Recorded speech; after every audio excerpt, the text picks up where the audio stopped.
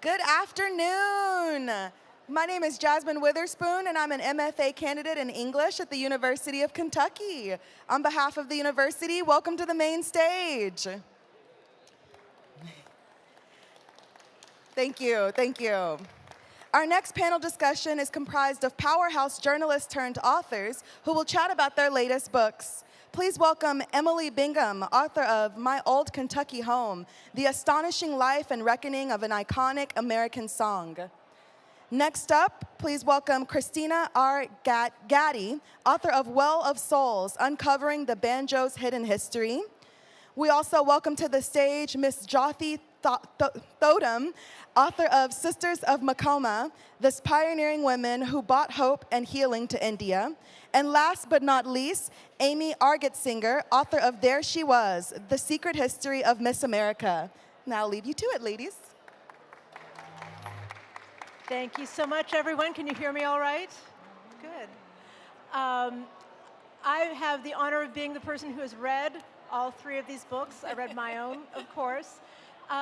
They are very different books, but they have surprising overlap. Both Kristina and Emily were writing about music, but they are also writing about slavery and the experience of race in the United States. Jyoti and I were writing about very disparate characters, nuns versus beauty queens. But both books end up telling a lot about unexpected places where women found empowerment when there weren't many routes for that. Phyllis George shows up in my book, but also in Emily's. Emily's aunt shows up in Jyoti's book. There's a lot going on. I think there's a lot to discuss. They decided to call our panel Hidden History, which I like that a lot. Who here reads the footnotes of books? Everyone, right? The footnotes are the best part. I'm a footnotes junkie. This is our crowd. The footnotes are so important because with all of these books, I was marveling at the reporting and the research, and as I would come to a bit of information, I would ask myself, how did she do that? Where did she get that? And I would dive into the footnotes to try to find out. And so what I wanted to ask each of you, starting with Emily, what was hidden and how did you find it? Wow. Well, I write this book about our state song, which is really not a product of Kentucky, but I had to learn that myself, having sung it and emoted to it, wept to it for most of my life. And it was really, to me, hidden, but really quite hidden in plain sight. That the roots of My Old Kentucky Home lie squarely in what I like to call this nation's greatest cultural creation and export of the 19th century, in fact, before jazz, and that was something called blackface minstrelsy. We don't know that much about it. I certainly didn't know that it was as pervasive and important as it was. So digging into that was a big sort of challenge and initial thing that I just had to do. So that took a lot of archival work. A lot's been written about it, but I needed to show exactly how this song by Stephen Foster in the 1850s was buoyed up by that particular entertainment genre. Yeah. Jyoti? So in some ways, the whole story of my book was sort of hidden. I mean, many of you are from Kentucky. You know the Sisters of Charity of Nazareth. They're very well known in the state. They've been around for a long time. And their hospital in India that they started is quite well known in that region. But the story of how it came to be really had never been told before fully. So I don't want to spoil the whole book for you, but I have a personal connection to the story, and I started talking to the sisters there, trying to learn more about it, and they're very happy to talk. I interviewed some of them. But then I heard that they had these archives, an amazing record, day-by-day records of like everything that had happened in the hospital at the time, letters that they had written home, and all sorts of other materials. And they have two wonderful full-time archivists there. But they told me, they said, oh, but we've never made that available to anyone outside the order. They've taken a vow of modesty, that's part of their the work that they do. They're not very comfortable talking about it. So really the first step in my research was convincing them to open this up to me. And so I wrote letters, I sent emails, I would call them for months, and they were very polite but kept saying no.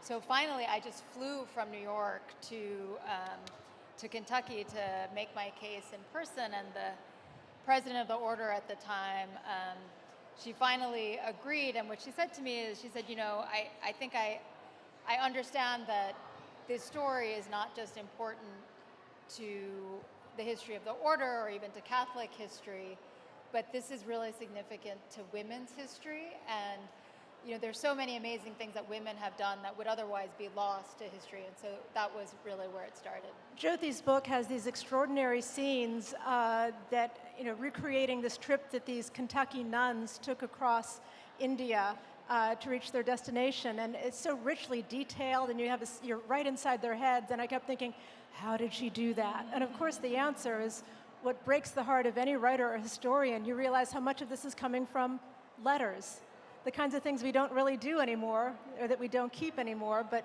people were writing letters home with these extraordinary details. Kristina, I felt that also incredibly with your book, which recreates these scenes of a world that is very lost to us, people whose history was often not being written about or recorded in the time, and you have these beautiful sequences from plantations of Maryland or cities of the Caribbean. How did you pull that up and make that visible? So the banjo, it's the American instrument. We're here in Kentucky. Everybody knows what a banjo is, and yet this earliest history, when it was made of a gourd, played by enslaved people and people of African descent, is really something that has been, it's like the first chapter of a book, or it's got a little bit of, footnotes or something, but just hadn't ever been explored in depth. And any of these accounts that we had, people would say, oh, Sir Hans Sloane saw a banjo in Jamaica in 1687.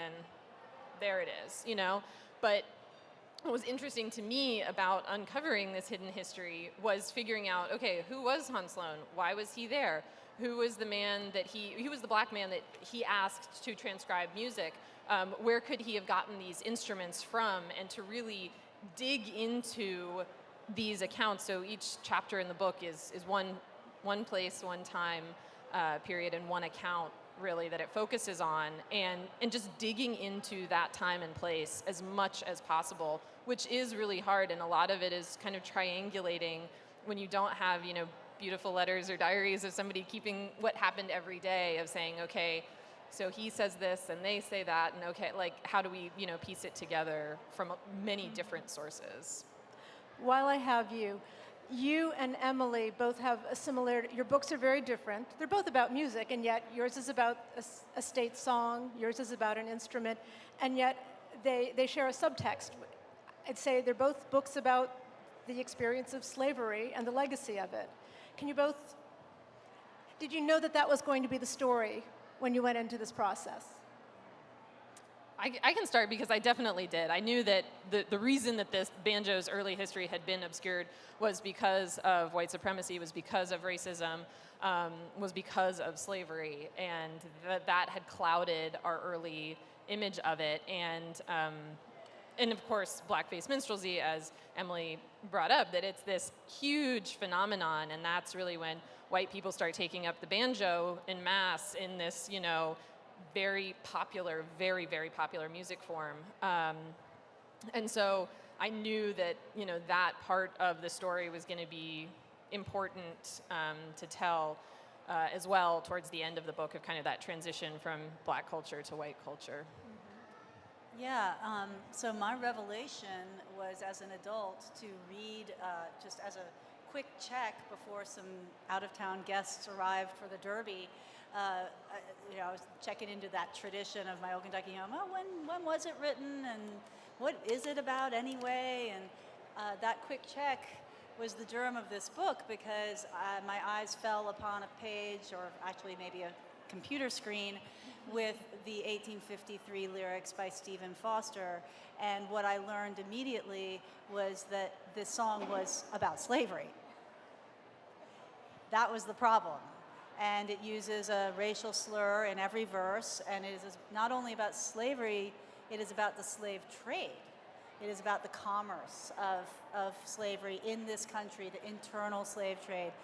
And so, yeah, I had to figure out how that topic, and that brutal and dark and something for sure to cry about, was at the core of what I was crying about, without crying about that at all. And one of my conclusions is that a song about the victims of slavery was never a song about the victims of slavery for the people listening to it and enjoying it in this country. So that tells us about something much larger that we are all unpacking in different ways, but about how is there such a disconnect? Why is there such resistance to looking at this directly? And what's changing now that we are looking at it directly? I think there's some hopeful undertones there.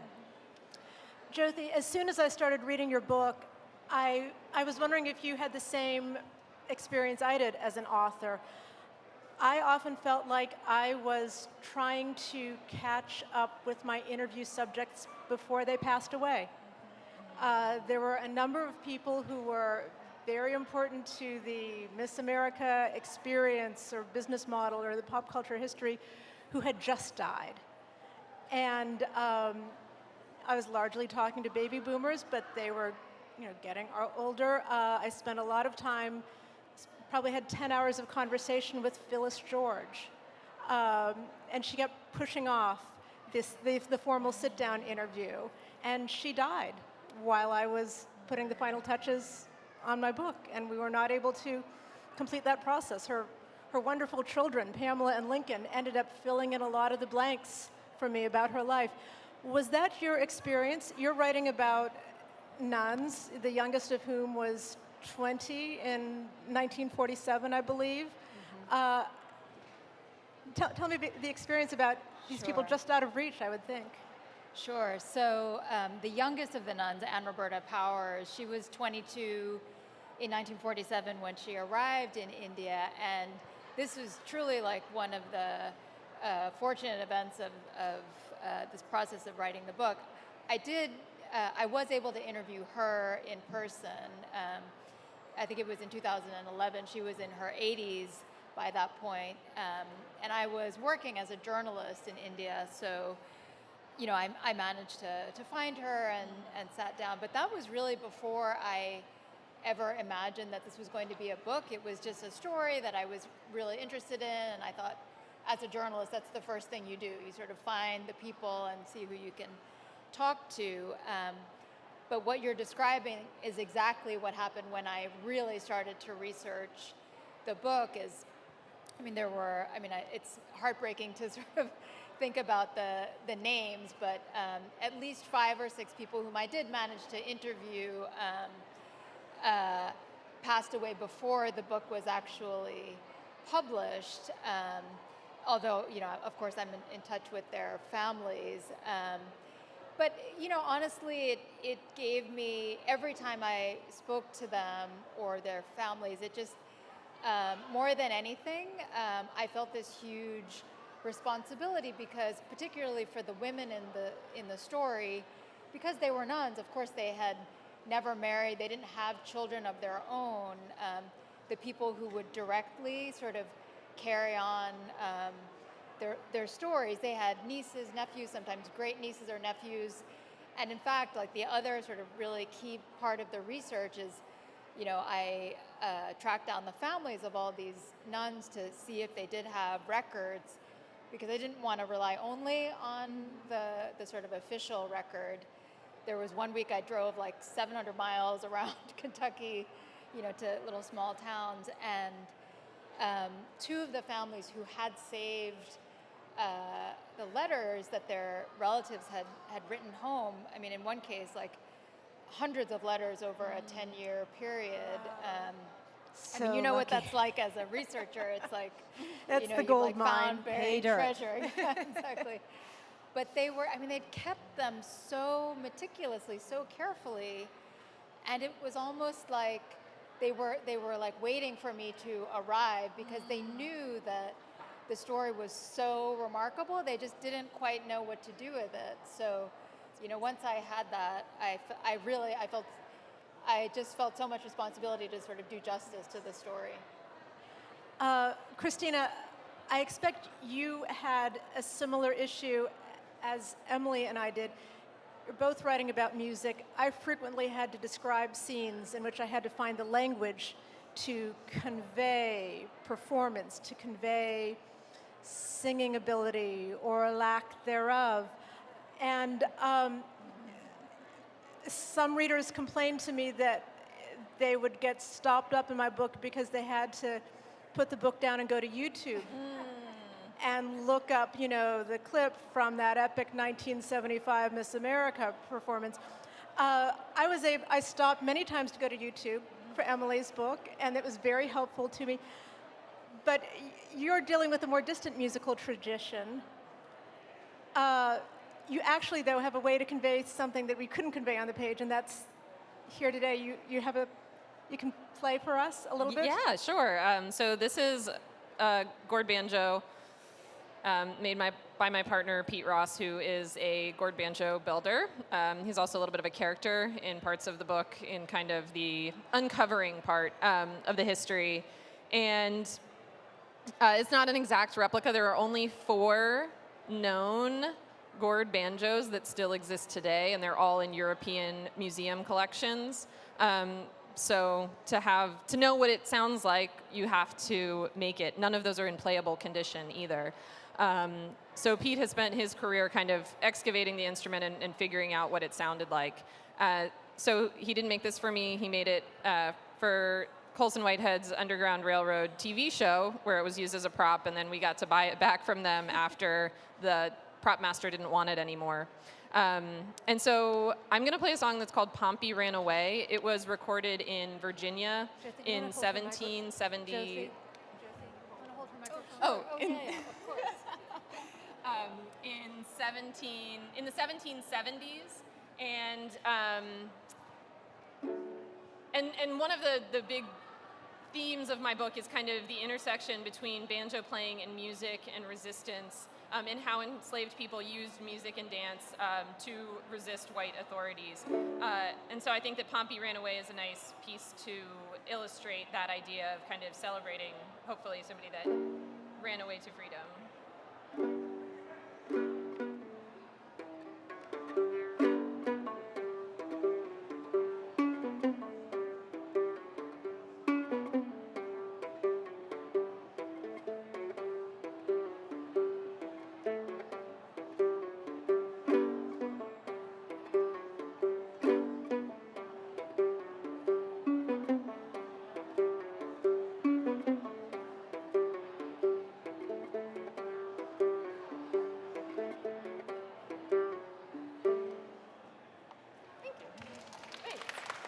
Thank you. Emily, I noticed in your book you did not shy from coming to a conclusion, from saying what you think. I know some journalists feel that they need to stay neutral, to let the reader decide, but you took your book to a well-argued conclusion, which is that this song is not sustainable. This is not a good song, that we should be singing it. I don't know how you'd phrase it. Can you talk about how was it an easy thing for you to decide to take a stand on that? And it's a controversial stand, I would imagine, in many parts of this state. So I would never say that it is wrong to love a song, How could you ever do that? We respond, we're made to respond to music. And I don't think few would argue with me that Stephen Foster wrote a remarkable and memorable, beautiful melody, right? But I do think we can commit harms unknowingly when we don't understand or choose not to understand the things we claim to love. And so I made a decision with this book that was a hard one as an author, as you all can imagine, which was to put myself and my family through the book. I grew up, as some of you are well aware, in a family in Kentucky known for being ridiculously progressive, right, for its time, okay? And we were hated for that and appreciated for that, but known for that.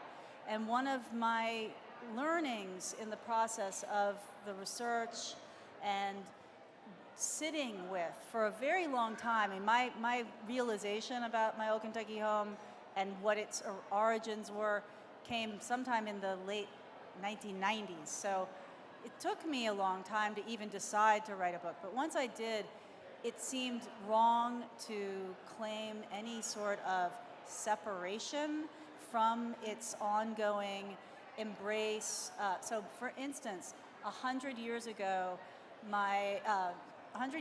this state decided to open a tourist attraction called the Old Kentucky Home. It's in Bardstown, Kentucky, not too far from here or Louisville. And my great-grandfather turns up on the committee that the governor of Kentucky appointed to find a place, just find some place, okay, called the Old Kentucky Home, because we need to slap a name on it and get those tourists here. And my grandfather served on, my great-grandfather. So I didn't know that going in, but that's just an example of how my family has been part of this story, and we are all part of these stories. And some stories have blockages, that the streams are blocked, the course of water and knowledge gets dammed up by not having children to remember, or being before the time when things were being recorded, or being an outsider to a society that doesn't want to hear. So finding that part that we're all in that stream and we all have a role to play in the stream downstream was I needed to make that point, and I feel like Kentucky does have a role, having adopted this song 100 years ago as a brand, in whether it is the right brand for the future.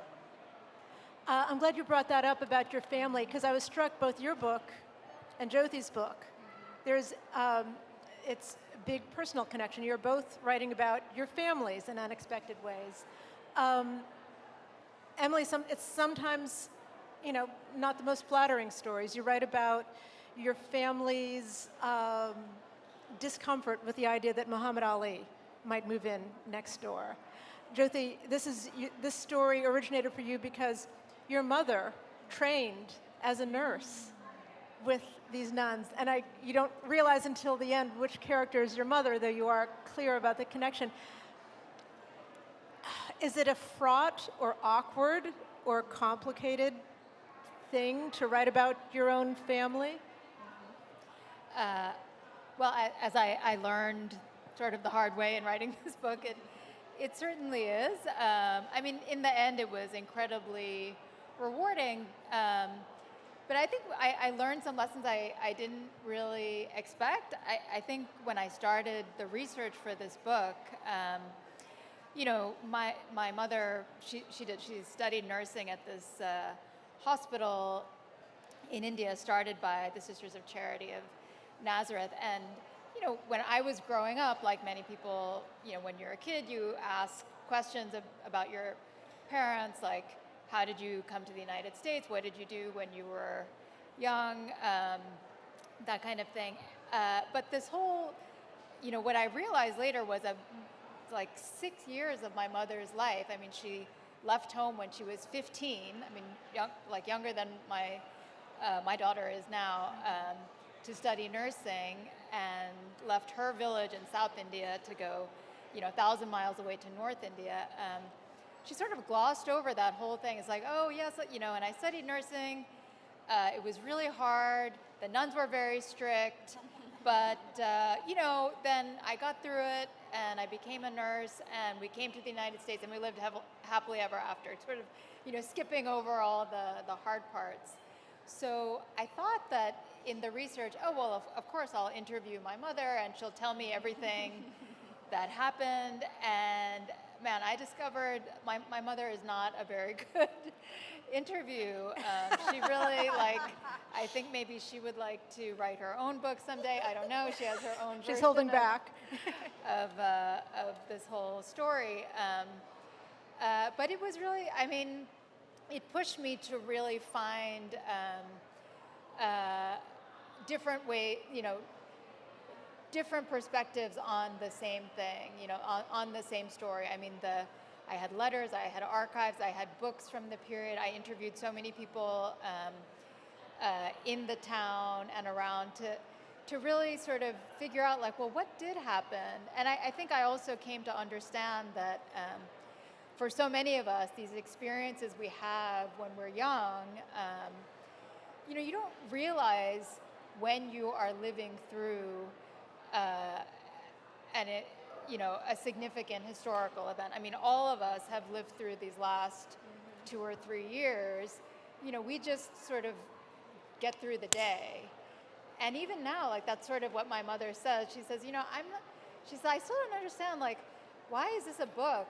This is just my life. I just was sort of living my life, but everyone seems to think it was really interesting. So, but I feel lucky that she's still around to tell me that, and ultimately she was very proud of it.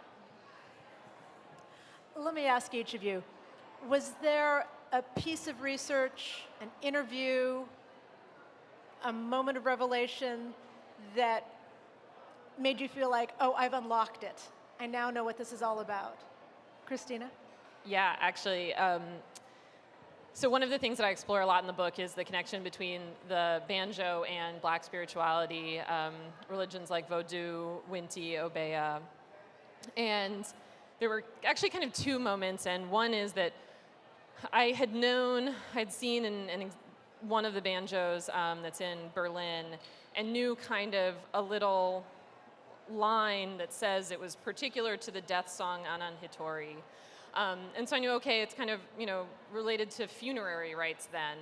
But when I started looking into the collector, I realized that he had written, he was a missionary in Suriname, in South America, Caribbean colony, and was writing back to his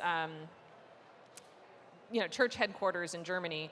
And these letters were documented in the mission reports of the Moravian missionaries. And so it was that moment of actually having a piece of writing from this man, not directly about why he collected the banjo, but why he collected other objects, why he destroyed other objects. And the other objects that he destroyed and collected were all associated with religious rituals that were not Christian, that he was trying to basically stamp out and say, abandon those instruments that you use for this religious ritual, abandon those, tools of religion, and so that you can, accept Jesus Christ and become Christian. And to have that, hard evidence was just amazing. And also because the evidence is so scant, every time I would find something new, it was always exciting. And finding a watercolor of a banjo player in Haiti right before the revolution that also takes place at a burial ground, indicating also funerary rites that nobody knew about, and yet it had gone up for auction in France in 2000 for 5,000 euro, which you could put on a credit card, and yet it didn't sell, and now is again lost in France somewhere, and we don't know where it is. And the auction house will not tell me who owned it or anything about it. So it's amazing moments of revelation, but then also knowing that there's more information out there. So for me, when you talk about unlocking the story, again, like I was very fortunate. I did have a lot of letters and archival material to start with, but I think for researchers, there are always, even in a written record, certain characters who you see and you want to really know who is that person. So for me, there was, and remember, this is the letters and the early archives from 1946, 1947. They're all the American women describing what they were doing, where they were going. But in the first few months of their records, there's a name that came up a couple of, in several different points. This young Indian woman, she's actually from an indigenous community, what they call tribal community in India, which was unusual in itself. And this young woman, Celine, she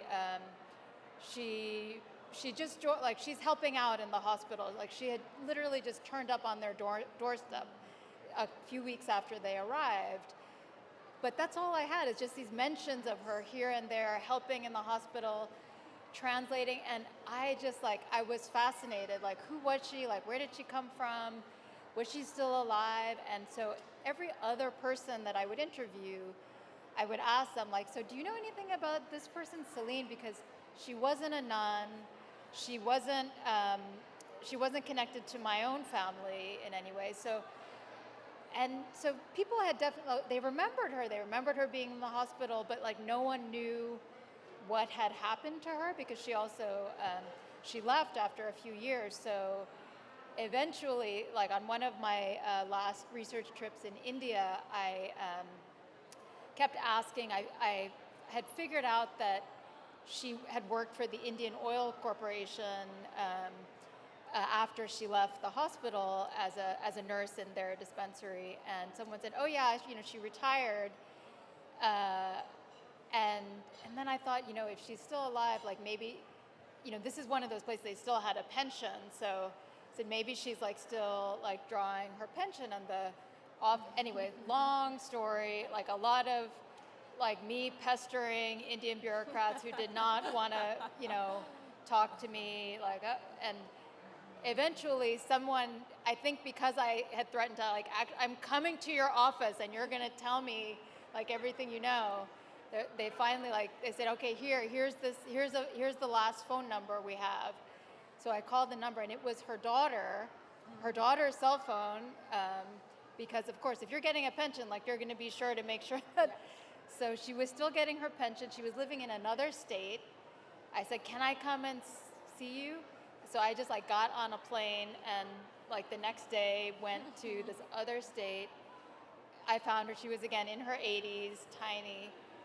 And she, when I sort of found, I talked to her, she had done very well for herself. She was just sort of what took you so long? She, again, she knew, and she had been telling her children for years, this amazing story of when she had essentially run away from home in 1947. Unlike your mother, she understood that it was a good story. She did. Good for her. And she was just sort of waiting for someone to ask her all these questions, and she just, she spoke to me for hours over the course of 2 days, and that was a very, again, that moment I said, finally, I unlocked. And it was important to me also to have the voice of, again, one of the Indian women from that period. So I was really pleased to have done that. Well, I'm only going to answer if you answer first. We have not heard enough about he or she. Yeah. I had a couple of moments like that. My book is a mixture of, deep archival research, reading the old news clippings.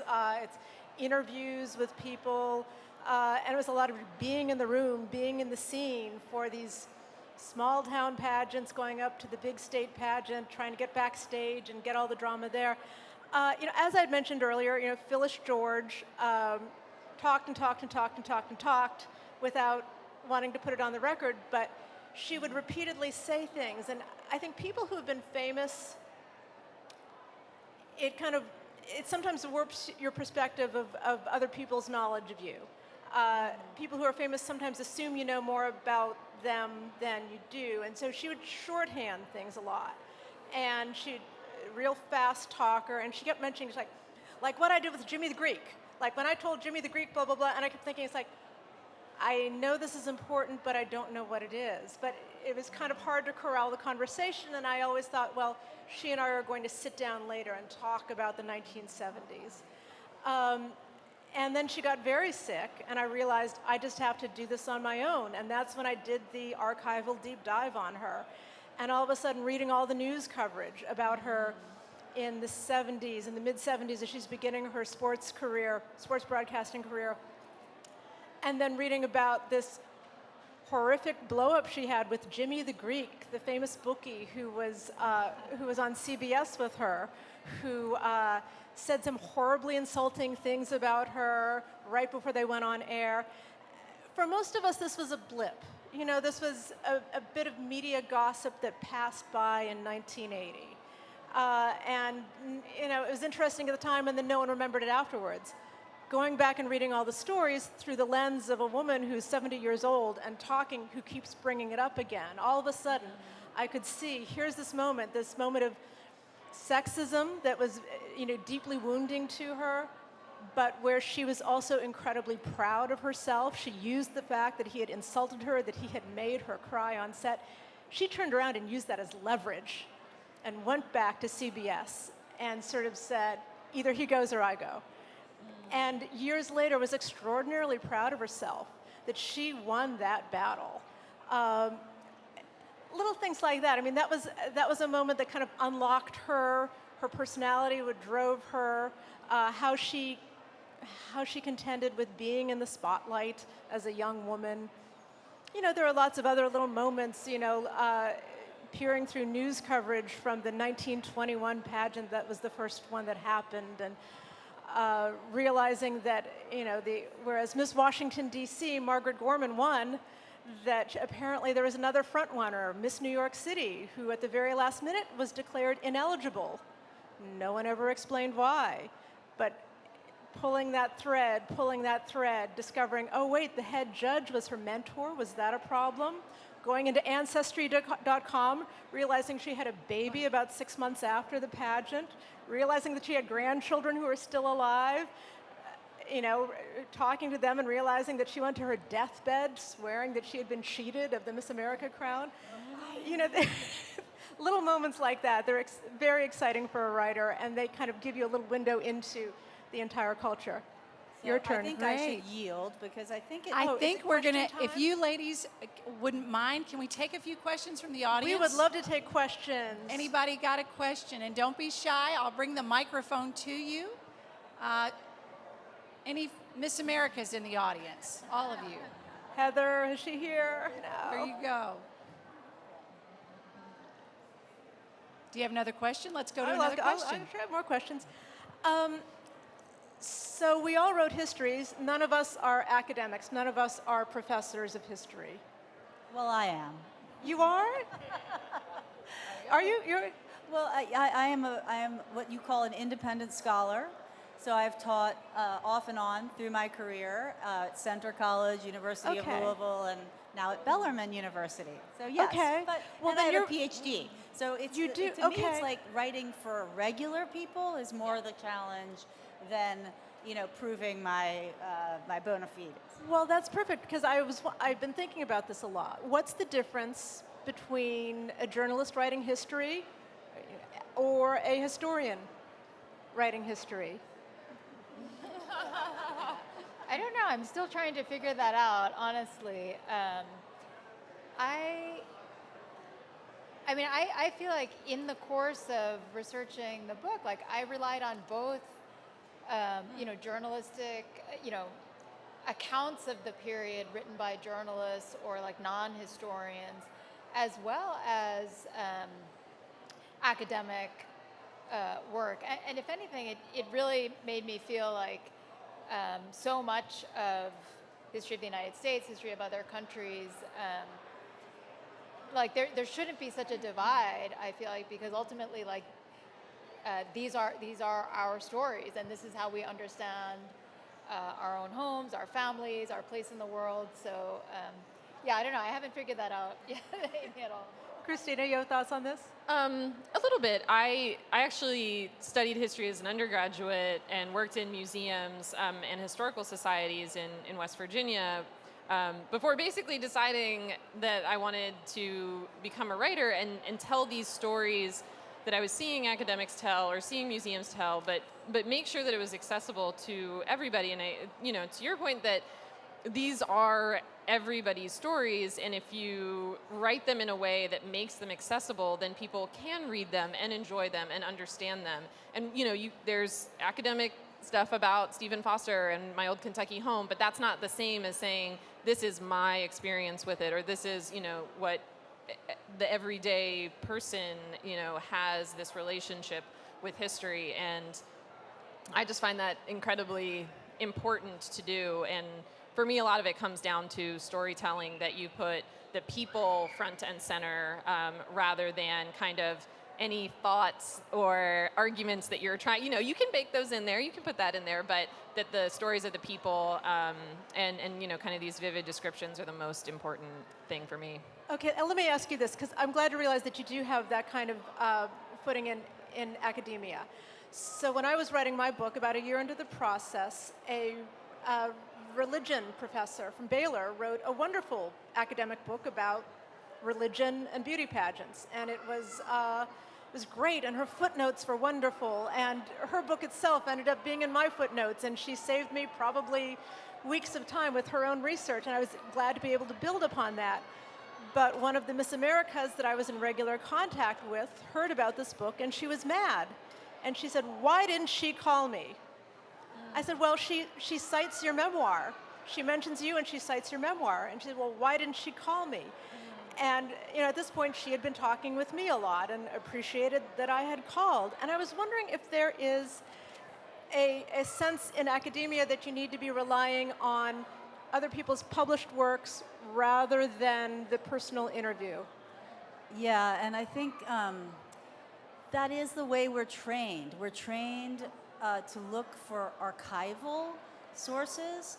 And one of the things that dawned on me toward kind of late in this process was, and I ended up writing an essay separately on the material culture of My Old Kentucky Home. Like all the stuff.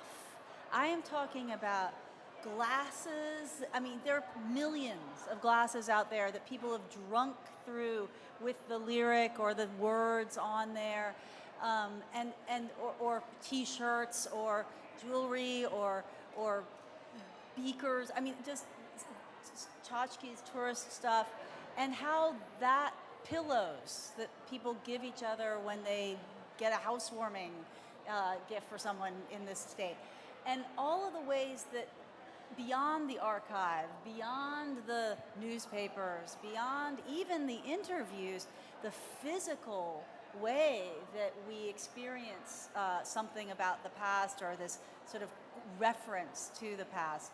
And I do think the fear, it's not the right word, we're just trained not to, and I do think my journalistic background, which I do mentioned earlier, I did a lot of interning and a fair bit of journalism even after that, before my family sold all their, liberal properties.